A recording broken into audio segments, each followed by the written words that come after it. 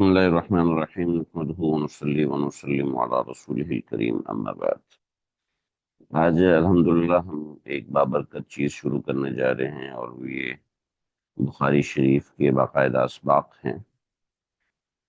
آج ہماری کچھ یہ انٹروڈکٹری کلاس ہوگی، اور جو انٹرو نارملی ہوتا ہے وہ یہ ہوتا ہے ایک دوسرے کا تعارف ہو، بٹ آئی تھنک کہ یہاں پر ایک دوسرے کے تعارف کی ایسی خاص ضرورت نہیں ہے.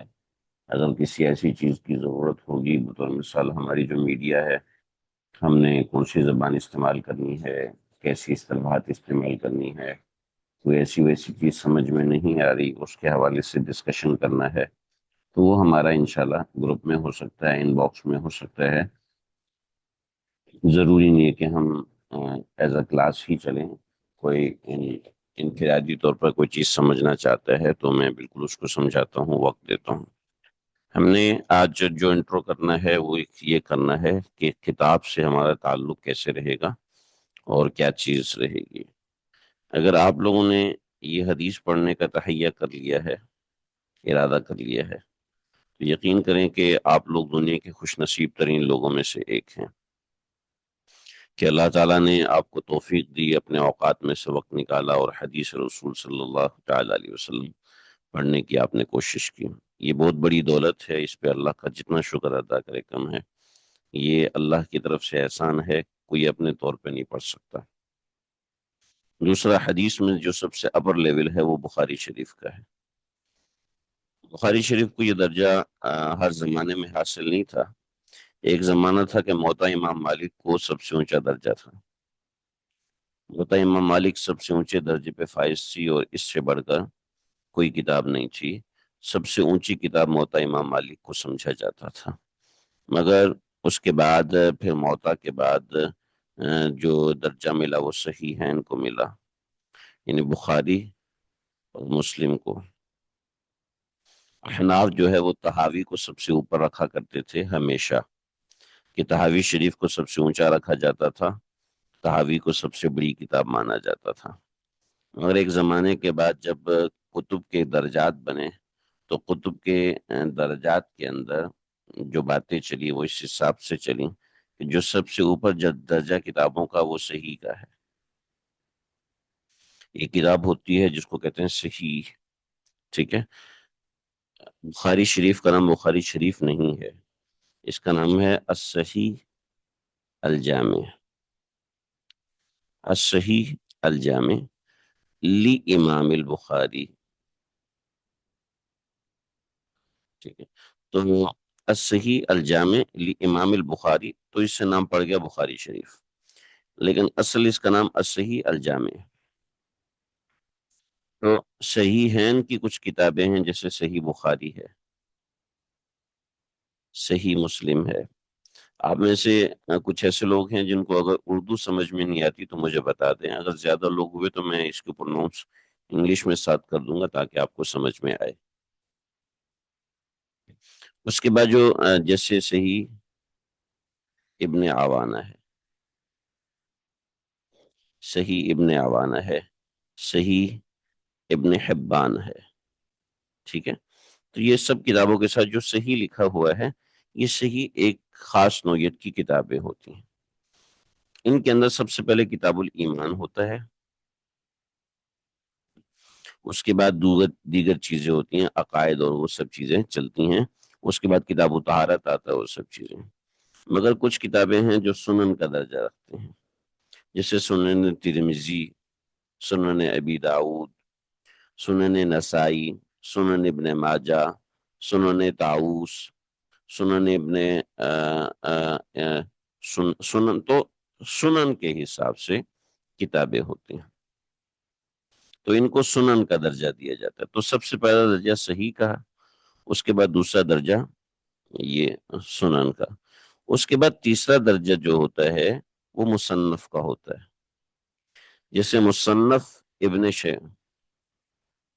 ابن ابی شیبہ، مصنف عبد الرزاق، کہ جس میں تمام اقوال بھی جمع کیے ہو جاتے ہیں، بہت ساری چیزیں جمع کی ہوتی ہیں. ان چیزوں کو ہم وقت کے ساتھ ساتھ پڑھیں گے. اس کے ساتھ ہوتی ہے مسند، جیسے مسند ابو حنیفہ، ٹھیک ہے، مسند مسند احمد ہے، ٹھیک ہے. تو یہ مختلف کتابوں کے درجات ہیں، جن میں سب سے اونچا درجہ جو مرتبات میں سے ہوا وہ صحیح بخاری کا ہوا.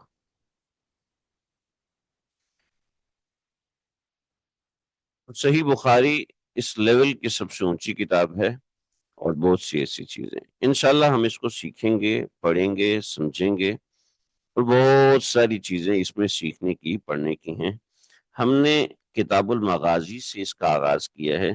کتاب المغازی سے آغاز کرنے کی وجہ یہ ہے کہ نمبر ایک تو یہ چیپٹر سب سے زیادہ آسان ہے. کتاب المغازی یہ چیپٹر سب سے زیادہ آسان ہے. نمبر دو وجہ یہ ہے، یہ ایزی ہے. نمبر دو وجہ یہ ہے، اچھا یہ میرے حساب سے آسان نہیں ہے، یہ آپ کے حساب سے آسان ہے. میرے حساب سے یہ بہت مشکل ہے، اس لیے کہ میں اس میں جغرافیہ اور یہ سب چیزیں لے کر آؤں گا، اور سب چیزیں آپ کو دکھاؤں گا. اس میں خاصی مشکلات آئیں گی، لیکن یہ آپ کے حساب سے نہ صرف یہ کہ آسان ہے، بلکہ بہت انٹرسٹنگ، یہ بہت زیادہ انٹرسٹنگ باب ہے. تیسری چیز یہ ہے کہ یہ اس میں ایسی چیزیں ہیں جو کہ ہمارے اندر سے ڈس اپیئر ہو چکی ہیں. میں بھی آپ میں بہت سارے لوگ ایسے ہوں گے جو کہ یہ لفظ پہلی مرتبہ سن رہے ہوں گے. میں صحیح کہہ رہا ہوں یا نہیں کہہ رہا؟ کلاس کوآرڈینیشن کیجئے، ساتھ ساتھ بتاتے رہیے کہ میری بات آپ کو سمجھ میں آ رہی ہے نہیں آ رہی. جہاں کوئی ورڈ سمجھ میں نہیں آتا، ٹرمینالوجی سمجھ میں نہیں آتی، تو میری ریکویسٹ ہے آپ مجھ سے ضرور سوال کیجئے. ایسی منہ ہی منہ میں باتیں بنا کے سائڈ پر نہ ہو جائے گا، بٹ آپ کو چاہیے کہ آپ اس حوالے سے سوال کریں. آپ کو چاہیے کہ اس حوالے سے بار بار سوال کریں. ایک بار سمجھ میں نہیں آتی، دوسری بار سمجھ میں نہیں آتی تو تیسری بار. تو اس کے حوالے سے جو چیزیں وہ ہمارے سامنے سے بالکل ڈس اپیئر ہو چکی ہیں. تو ڈس اپیئر ہونے کی وجہ سے ہمارے سامنے وہ چیزیں آتی نہیں ہیں. تو اس وجہ سے میں نے مناسب سمجھا کہ سب سے پہلے ہم کتاب المغازی کو ڈسکس کر لیں، کہ جس میں نبی علیہ الصلوۃ والسلام کی زندگی کی وہ سٹوریز ہیں جو ہمارے سامنے بالکل ہے نہیں. فار ایگزامپل بدر ہم سنتے ہیں، مگر عشیرہ کو ہم نے کبھی بھی سنا، بوات کو ہم نے کبھی نہیں سنا، ابوا کو ہم نے کبھی نہیں سنا. ایسے بہت ساری چیزیں ہیں. یہ قال ابن اسحاق، اب قال ابن اسحاق کون ہیں اس کو ہم پڑھیں گے، سمجھیں گے انشاءاللہ، ایک ایک چیز کو کور کریں گے. بل اس سے کتنا ٹائم لگ جائے، ایک لائن ہمیں میں بھی 2 سے 4 دن میں پڑھنی پڑے، 2 سے 4 لیکچرز میں پڑھنی پڑے، لیکن ہم اس کو پڑھیں گے، سمجھیں گے. بٹ آپ کو سب سے پہلا یہ کام کرنا ہے کہ آپ کو گھبرانا نہیں ہے. آپ نے گھبرا نہیں جانا کہ پتہ نہیں کیا ہوگا، مجھے تو سمجھ میں نہیں آئے گا، میں سمجھ ہی نہیں پاؤں گا کہ یہ کیا ہے، اس میں پڑھنا کیا ہے، اس میں کرنا کیا ہے.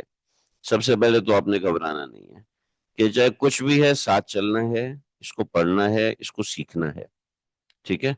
اور اس کے بعد ذہن میں رکھیں یہ آسان چیز نہیں ہے، ٹھیک ہے، آسان چیز نہیں ہے. اس کو ہمیں وقت دینا پڑے گا، اس کے ساتھ ہمیں کام کرنا پڑے گا، اس کو اس کو ہمیں ٹائم دینا پڑے گا. کیونکہ ڈائریکٹلی آپ بخاری پڑھنا شروع کر دیں، یہ دیٹس ناٹ ایزی، کافی مشکل چیز ہے. میری آپ کی زبان میں فرق ہے، میری آپ کے علاقے میں فرق ہے. آپ کسی اور شہر میں رہتے ہیں، میں کسی اور ملک میں رہتے ہیں، میں کسی اور ملک میں رہتا ہوں. ہماری ٹائمنگز میں فرق ہے.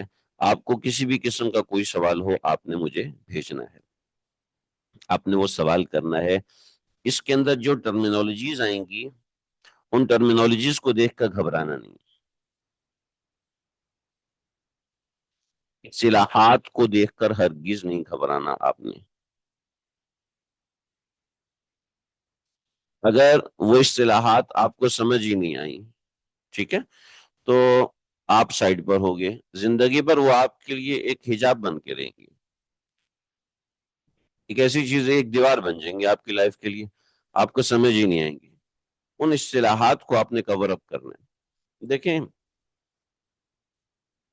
میں انٹیریئر سندھ میں گیا ایک مرتبہ بیان کرنے کے لیے. تو وہاں پر ایک بچہ تھا، اس بچے نے مجھے عجیب سی بات کی. میں حیران رہ کہ سر یہ کون سی زبان بول رہا ہے.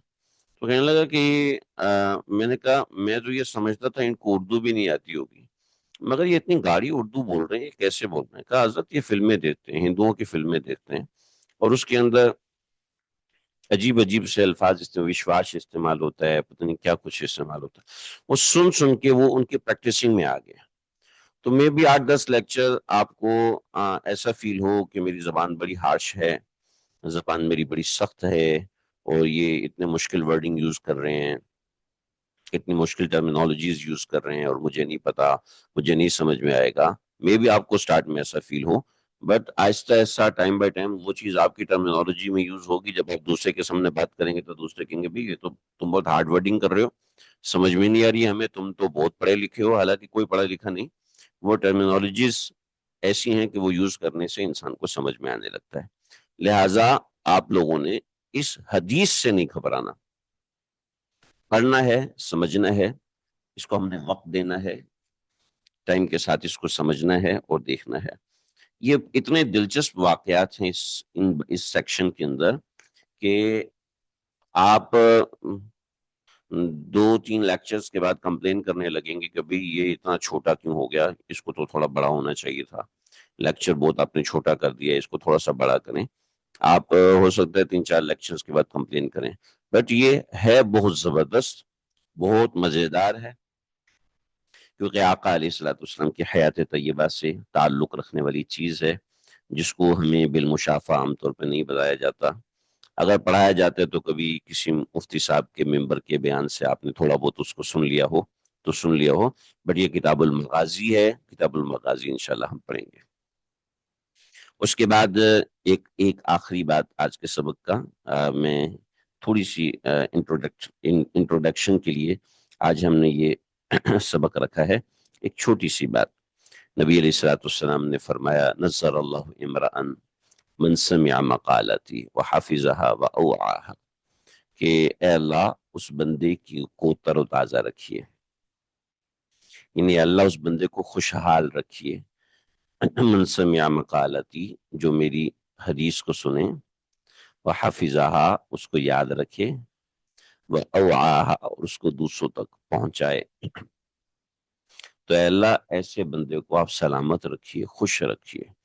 اگر آپ رسول اکرم صلی اللہ علیہ وسلم کی اس دعا کا حصہ لینا چاہتے ہیں تو آپ اپنا وقت حدیث کے لیے نکالیے، وقت نکالیں، اور جب وقت نکالیں گے تو انشاءاللہ آپ دیکھیے گا آپ کے اوقات میں بھی برکت ہوگی اور آپ کو حدیث پڑھنے میں بھی مزہ آئے گا، اس لیے کہ نبی علیہ الصلوۃ والسلام کی دعا ساتھ لگی ہے۔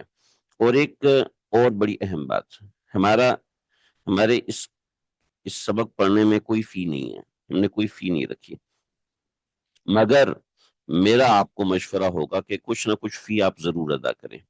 میں اپنا سبق پڑھاتا ہوں، میں تفسیر پڑھاتا ہوں، سنن ابی داؤد پڑھاتا ہوں، میں نے کوئی فی نہیں رکھی، مگر میں اپنے تعلق رکھنے والوں سے کہتا ہوں کوئی نہ کوئی فی اپنے سر پہ رکھو، 1000 روپے رکھو، 2000 روپے رکھو۔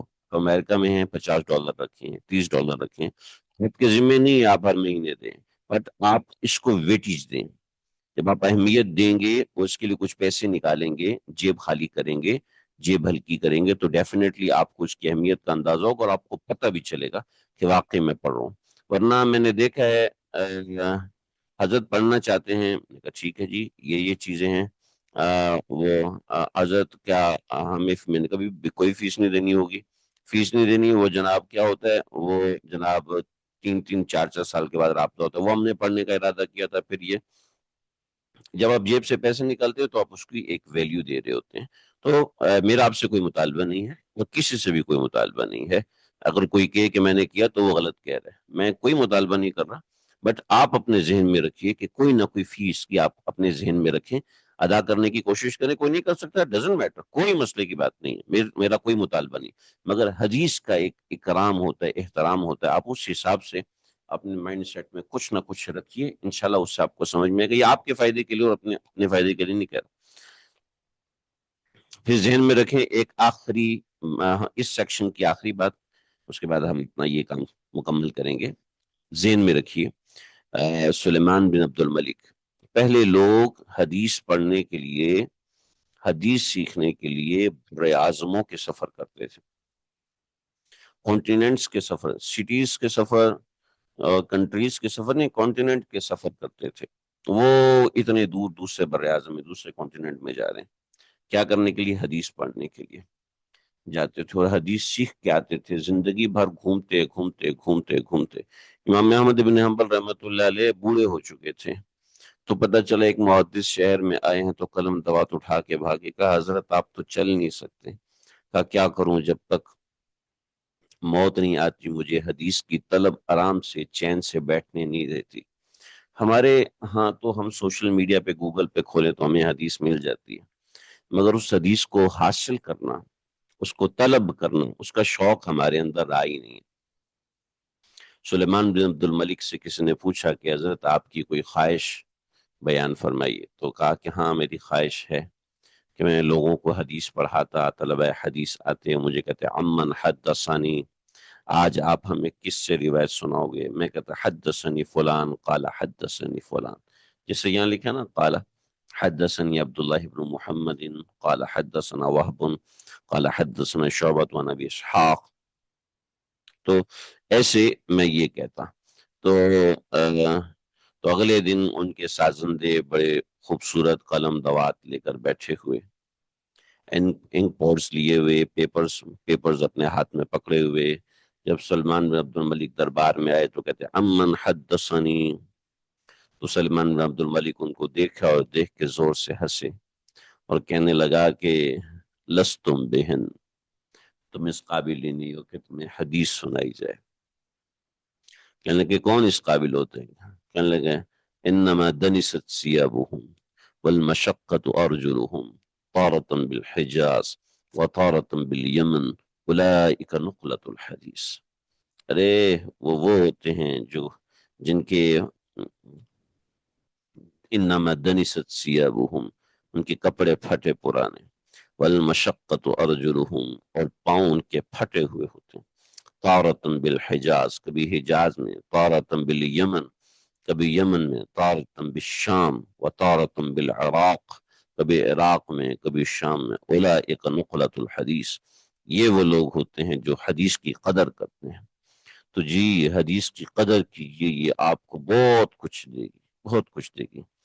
چلیں آج ہم اس کی ایک برکت کی ابتدا کر لیتے ہیں، پھر کل کا دن چھوڑ کر ایک دن بعد، یعنی آپ کے سنڈے مارننگ ہوگی، ہماری سنڈے ایوننگ ہوگی، انشاءاللہ ہم حدیث کو پڑھیں گے باقاعدہ. آج ہم اس حدیث کو دیکھ لیتے ہیں، صرف برکت کے لیے پڑھ لیتے ہیں. کتاب بسم اللہ الرحمن الرحیم، کتاب المغازی، باب غزوة العشيرة أو العصيرة. وقال ابن إسحاق أول ما غزا النبي صلى الله عليه وسلم الأبواء ثم البوات ثم العشيرة. وبه قال حدثنا عبد الله بن محمد قال حدثنا وهب قال حدثنا شعبة عن أبي إسحاق كنت إلى جنب زيد بن أرقم فقيل له إلى آخر الرواية. حدیث مسلسل بالأولویت پڑھیں گے، اس کے بعد انشاءاللہ اس روایت کو ہم دیکھیں گے. آج کا سبق یہیں تک ہے. کچھ بنیادی باتیں، کچھ بنیادی نکات ہم نے ذکر کیے. سنڈے کو اسی ٹائم پر انشاءاللہ ہم سبق اپنا پڑھیں گے. آج کا سبق یہیں تک ہے. السلام علیکم. اچھا کوئی سوال کرنا ہو آپ کے ذہن میں تو سوال آپ لوگ کر سکتے ہیں. وصلی اللہ تعالی علی خیر خلقہ محمد وآلہ وصحبہ اجمعین.